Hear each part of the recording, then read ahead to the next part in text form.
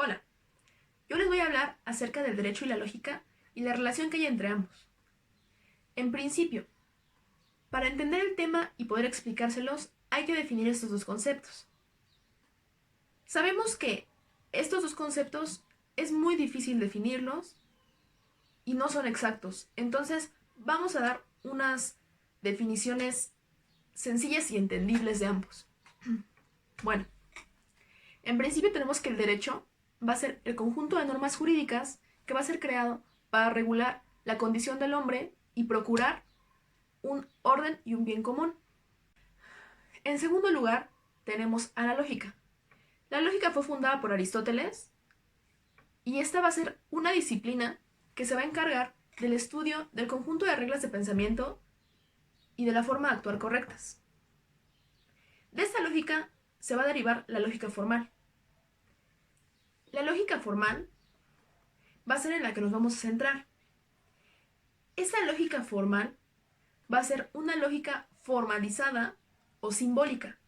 A lo que me refiero con esto es que esta lógica no va a utilizar el lenguaje natural que nosotros normalmente utilizamos. Esta va a usar un lenguaje artificial. Este lenguaje artificial va a tener un grado de precisión y univocidad mayor al lenguaje natural. Sin embargo, es menos rico que el lenguaje natural.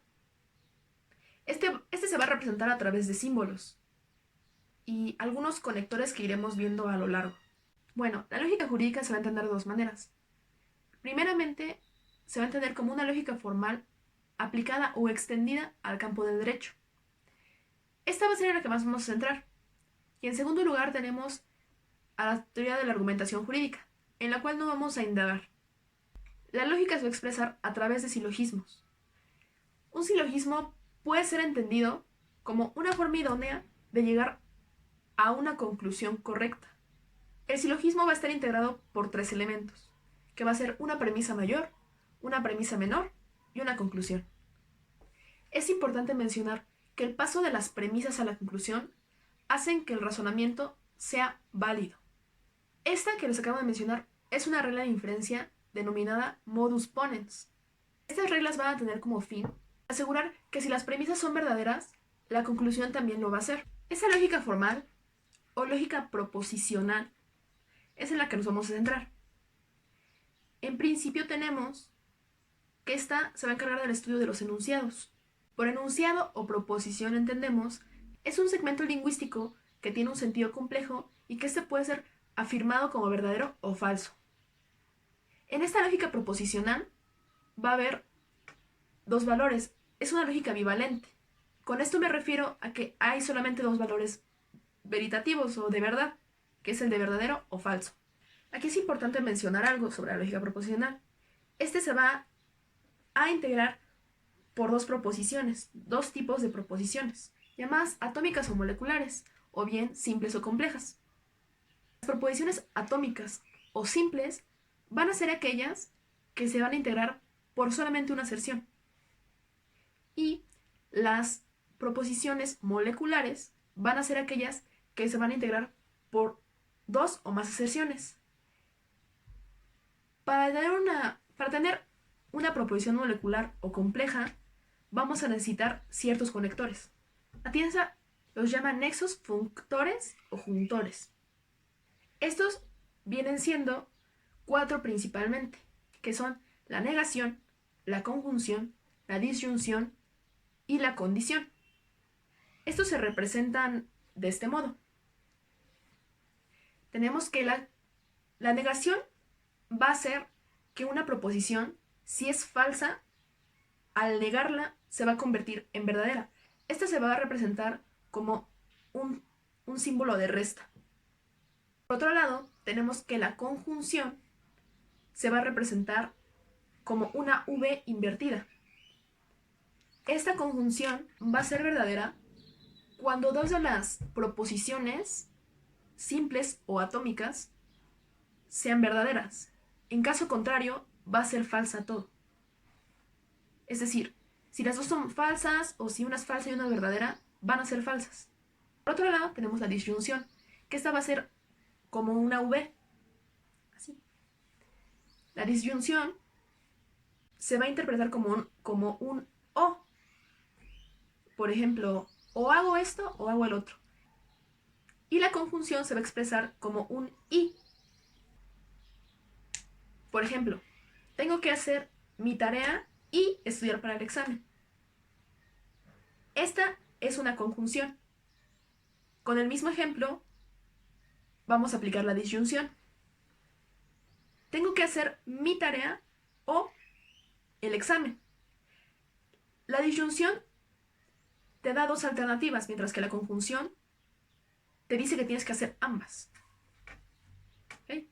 Bueno, ahora tenemos la condicional, que se va a identificar como una flecha. Esa condicional va a ser falsa cuando el antecedente sea verdadero y el consecuente sea falso. En todos los demás casos va a ser verdadera. Bueno, la condicional se va a expresar como sí. Es decir, un ejemplo. Si hago mi tarea, voy a salir de fiesta. Si hago mi tarea, voy a salir con mis amigos. Este modo se expresa la condicional. Por último tenemos la bicondicional. Esta se va a expresar como una flecha, pero hacia ambas direcciones. Bueno, la bicondicional se expresa como solo sí o sí y solo sí. Un ejemplo es, vas a salir si y solo si terminas tu tarea. Mientras que la condicional es, si terminas la tarea, vas a salir. La bicondicional va a ser verdadera o falsa en los siguientes casos. La bicondicional va a ser verdadera cuando ambas proposiciones sean verdaderas o falsas. Si una es verdadera y una es falsa, es falsa. Si ambas son falsas, es verdadera. Si ambas son verdaderas, es verdadera. Siempre ha existido el debate entre que si las leyes lógicas son aplicables a las normas jurídicas o no lo son. Hans Kelsen nos explica en su texto de Derecho y Lógica que un conflicto de normas muchas veces es considerado una contradicción lógica. Y nos explica que un conflicto de normas es una situación en la que existen dos normas válidas, la cual en la primera una prescribe una conducta y la segunda prescribe una conducta incompatible con la primera. Es por eso que se dice que es una contradicción lógica. Sin embargo, una contradicción lógica se refiere a dos aserciones contradictorias. Solamente una de ellas tiene que ser verdadera y por lo tanto la otra tendrá que ser falsa. En el caso del conflicto de normas, nos explica que una de las dos normas tiene que ser válida y por lo tanto esta va a invalidar a la otra. Por otro lado, nos dice que la regla lógica de la inferencia, según la doctrina, se aplica cuando un tribunal decide sobre un caso concreto con base en una norma general establecida por la legislación o por la costumbre. Sin embargo, nos explica Kelsen que esto no puede ser así. Nos explica que no puede haber una aplicación directa de estos principios lógicos a las normas porque las normas jurídicas y las aserciones tienen demasiadas diferencias. Inicialmente, una aserción puede ser verdadera o falsa, mientras que una norma jurídica solamente puede ser válida o inválida. Se nos dice que se busca una analogía entre estas dos, entre la validez o la invalidez y lo verdadero y lo falso. Sin embargo, no la existe. Por otro lado, las aserciones van a tener un sentido de actos del pensamiento, mientras que las normas jurídicas van a tener un sentido de actos de voluntad. Otra diferencia es que en las aserciones, la verdad o la falsedad de la misma se presenta como una cualidad, mientras que en las normas jurídicas, la validez o su invalidez va a determinar la existencia de la norma jurídica. Con esto me refiero, por ejemplo, en el caso de la aserción, si una aserción es falsa, va a seguir siendo una aserción. En el caso de las normas jurídicas, si una norma jurídica es inválida, no existe. si una aserción es verdadera, va a ser verdadera y va a seguir siendo verdadera. En el caso de la norma jurídica, la validez es una cuestión temporal. Puede ser válida en un momento y en determinado tiempo va a ser una norma inválida. La norma jurídica, como dijimos anteriormente, va a tener un sentido de un acto de voluntad de un individuo que va a estar dirigido a la conducta de otro individuo. Esta norma va a ser válida si es creada justamente por un acto de voluntad. Se podría decir que la norma tiene como sentido un deber ser. En esta comparación o búsqueda de analogía, encontramos a la norma derogatoria.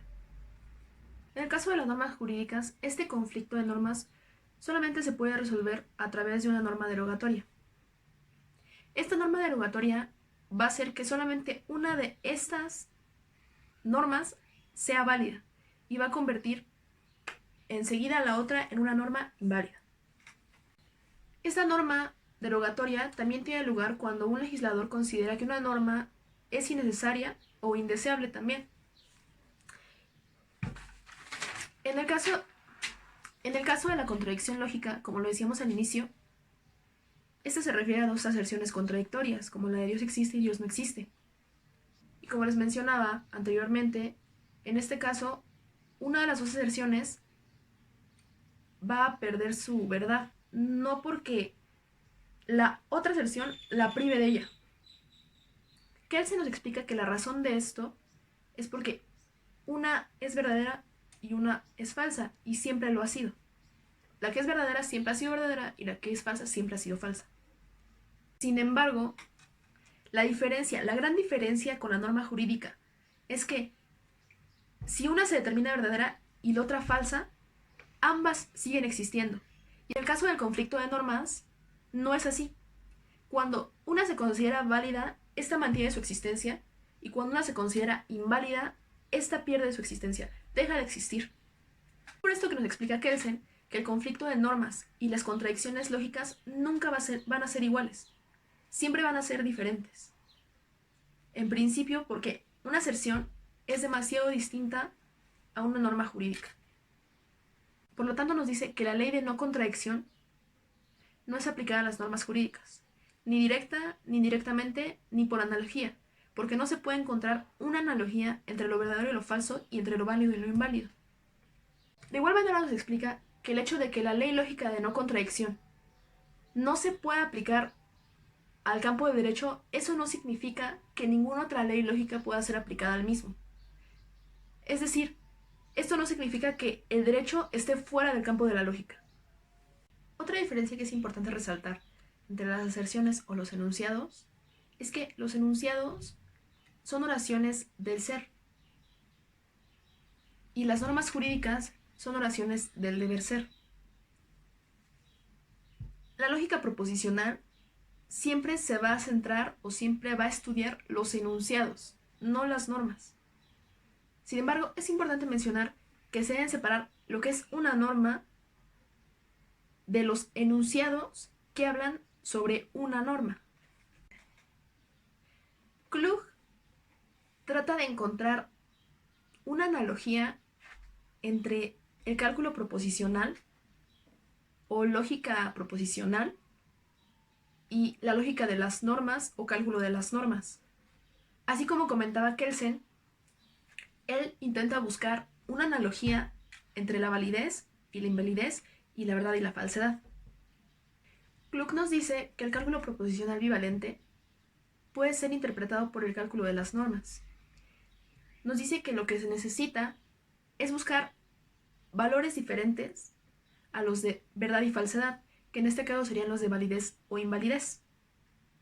Y concluye en que haciendo esto ya no se va a estar ante enunciados que sean verdaderos o falsos, sino ante normas que sean válidas o inválidas. Él sostiene que este problema de aplicabilidad de los principios lógicos a las normas deviene de un problema de interpretación. Y menciona que la lógica proposicional bivalente y la lógica de las normas son cálculos equiparables. Para explicarnos lo anterior, nos dice que el concepto de enunciado desde la lógica proposicional va a ser una expresión lingüística que intenciona un estado de cosas y que de esta manera adquiere el carácter de ser verdadero o falso. Por otro lado, tenemos que en el cálculo de las normas, él busca definirla de una manera análoga a la anterior. Y nos dice que las normas son una expresión lingüística que intenciona un deber ser y que de esta manera adquiere el carácter de válida o inválida. Al final, ambos autores concluyen en que no es posible aplicar los principios lógicos directamente a las normas jurídicas. Después de todo esto, vamos a entrar muy brevemente a lo que es la lógica deóntica o lógica no clásica. Esta lógica deóntica va a ser una disciplina que se va a encargar del estudio de la conexidad que existe entre los enunciados normativos. Se nos dice que esta lógica va a ser un punto de conexión entre la filosofía y el derecho, pues lo que busca es la aplicación lógica al campo del derecho.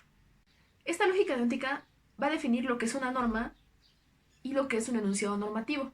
Van a ser en 1951 en un texto de Bombridge.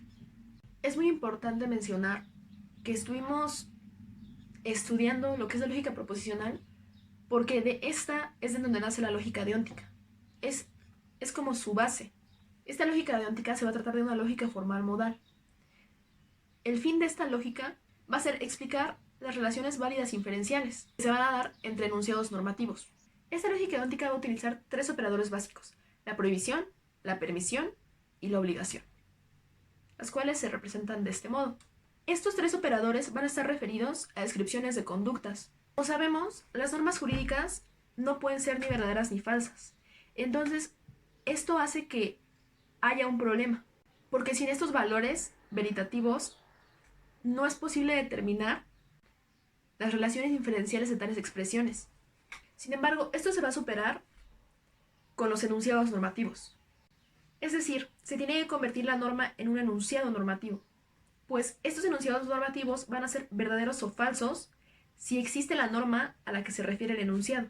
Es decir, la existencia de un hecho es lo que va a determinar la verdad o falsedad de un enunciado descriptivo o una proposición descriptiva, mientras que la existencia de una norma es la que va a determinar si el enunciado normativo es verdadero o falso.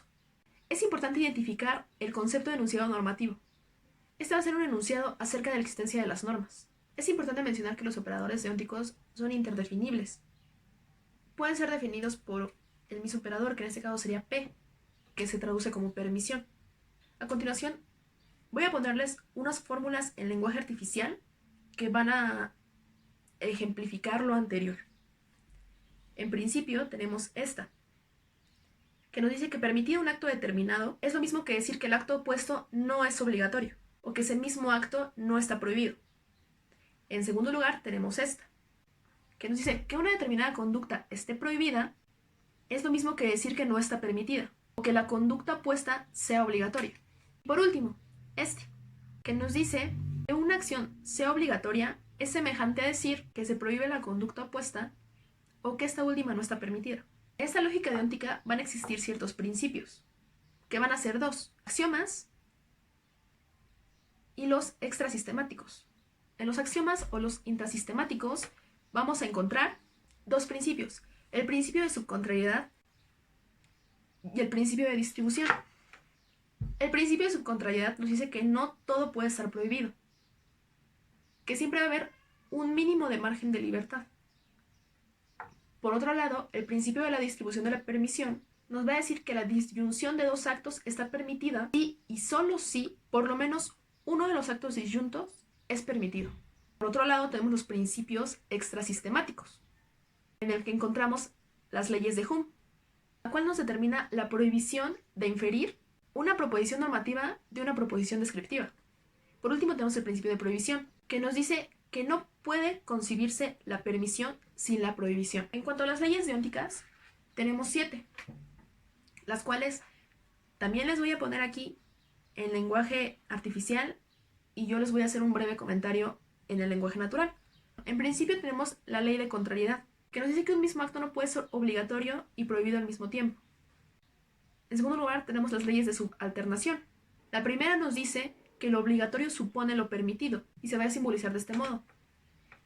mientras que la segunda se refiere a que una prohibición implica la permisión del acto opuesto, y esta se va a representar de este modo. En tercer lugar tenemos las leyes de contradicción. La primera nos dice que no se puede dar el caso, es obligatoria su comisión y permitida su omisión, y esta se va a representar de este modo. Y que tampoco, esta es la segunda, puede estar prohibida y permitida simultáneamente, y esta se va a representar de este modo. Enseguida tenemos la ley de la distribución de la obligación. Esta nos dice que la conjunción de dos actos va a ser obligatoria si y solo si uno de ellos es obligatorio, y esta se representa de este modo. Después tenemos la ley de la obligación alternativa, y nos dice que si es obligatoria la comisión de una acción o es obligatoria la comisión de otra acción, va a ser obligatoria la comisión de una o de otra, y esta se va a representar de este modo. A continuación tenemos la ley de la permisión conjunta, que nos dice que si se nos permite realizar dos actos de manera conjunta, se nos va a permitir también realizar cada uno de ellos de manera individual, y esta se va a representar de este modo. Por último tenemos la ley de la permisión mínima, que nos dice que es imposible obligar a escoger entre dos alternativas prohibidas, y se va a representar de este modo. Y concluyendo, el derecho y la lógica tienen una relación. Lo que se busca es solucionar problemas jurídicos a través de la lógica. Sin embargo, como podemos ver, no se pueden aplicar los principios lógicos directamente a las normas. Porque como mencionábamos en un principio, los enunciados son muy diferentes a las normas. La lógica proposicional se encarga de enunciados y las normas no son enunciados. Aparte de que en la lógica proposicional es una lógica bivalente y necesita dos valores de verdad. Y en el caso de las normas, nada más tenemos la validez y la invalidez, que no son lo mismo a la verdad. Y pues eso sería todo.